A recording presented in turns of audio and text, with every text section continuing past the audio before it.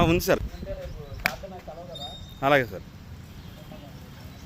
రేపు మామూలు రెగ్యులర్ టైమే కదా సార్? అది ఈవినింగ్ వస్తా కదా సార్, చెప్పండి సార్ కొంచెం. రేపడో సార్ నేను సాయి ఇంటికి వెళ్ళాక రేపడో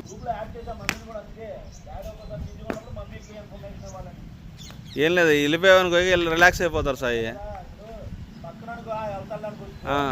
అదే పడేస్తే మీరు కూడా రిలాక్స్ సార్ ఇక.